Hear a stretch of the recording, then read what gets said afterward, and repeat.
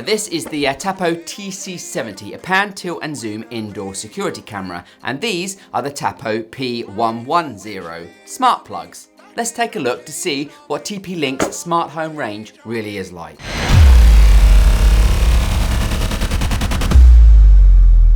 I have and continue to use various TP-Link products, from routers and switches for work through to existing Casa smart plugs at home. I've been wanting to look at their smart home offering for a while now, so here is that first look. The TC70, an indoor only, it will not survive the elements, PTZ camera, which at time of filming this video is currently on sale on Amazon for £24.59, and the Tapo P110, a 4-pack of smart home plugs with energy monitor at time of filming this video, £35.99. So let's get in the boxes and see what we get. Let's start with the Tapo smart plugs.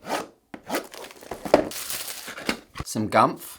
1, 2, 3, 4 plugs. And that is it. Now onto the Tapo camera.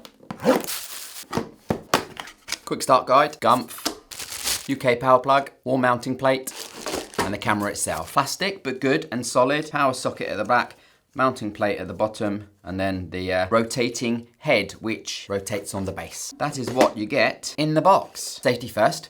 I should have said there was also a small pack of screws for the camera that got thrown to one side along with the box, so yeah, sorry about that. Camera unit measures 8.54 by 8.68 by 11.77 centimeters and weighs 200 grams. And this cute little camera has all you'd expect from a security device. It's full HD with 1080p video, night vision up to 30 foot, motion detection with the ability to set multiple detection zones, a 360-degree field of view, and has two-way audio, so you can have a little chit-chat with your intruder. So here is what that looks and sounds like. Hello, here is what it looks and sounds like on the Tapo T70 PTZ pan tilt zoom camera. As with the SwitchBot PTZ, video up here somewhere, which is a similar cost to this camera, you'll also need to provide your own micro SD card, which lives in the chin down here and supports a maximum of 128 gig card. TP-Link also offer cloud storage solution, which starts from £2.49 per month for one camera. More info on the link down below. And whilst you're down there checking out that link, please do consider liking the video, even if you didn't, and subscribing if you aren't already, because it really helps me out by getting more free stuff to play with. So yeah,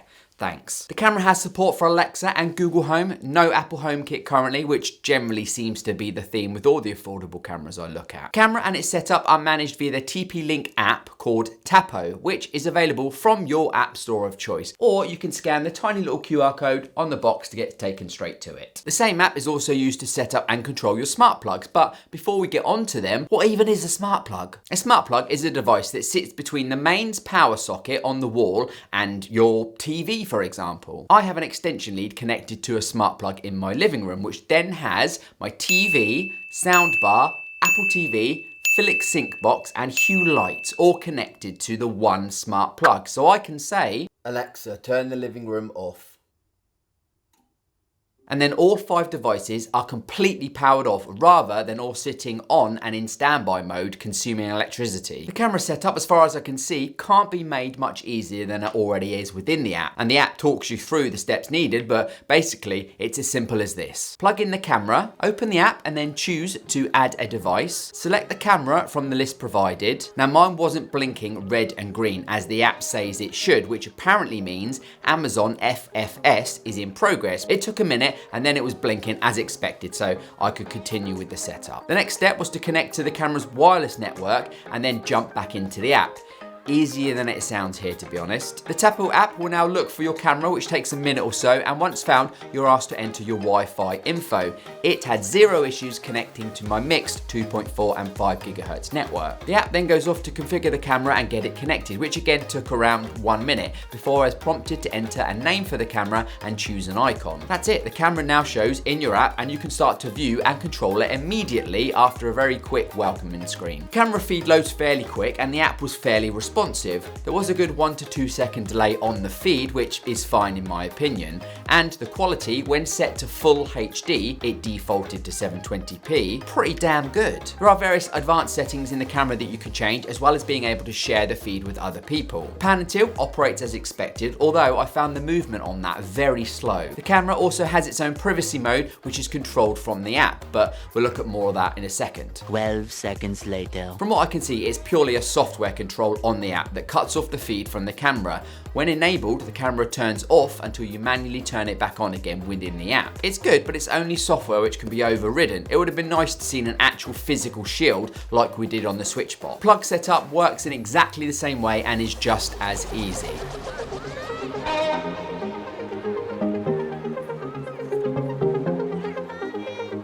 Plug it in, connect your phone to the Wi-Fi network of the plug this time, choose add and then find your plug, give the app your wireless network information, and then choose an icon and a name for your plug. That's it. Job done. Although for me, there was a firmware update which took a minute or two, but this process was still quicker than the camera setup. If you install the Tapo TP-Link skill for Alexa, or whatever the Google alternative is, she will then go on a hunt for your devices, find them, and allow you to view the camera and control the on-off state of the plugs with your voice. So for an affordable PTZ camera, this is a pretty good offering. The app can be a little slow at times, and as mentioned, I feel it pans slowly, but I think I've been spoiled with the speed of the previous camera app I looked at. And also, we must not forget, this is a sub £30 PTZ security camera that does everything it says it can, and to be fair, does them well, or well enough for what I would expect for 30 quid. With a 64 gig micro SD card at around 7 quid, you can have a full indoor PTZ security camera to monitor your home for less than 32 quid, which in my opinion is an absolute bargain. So there you have it, a TC70 and P110 from TP-Link. For a first look,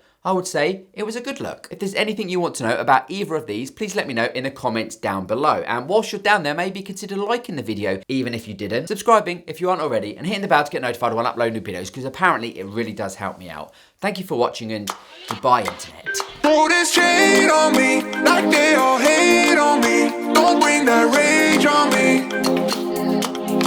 Why they throwing shade on me, like they ashamed on me? I thought what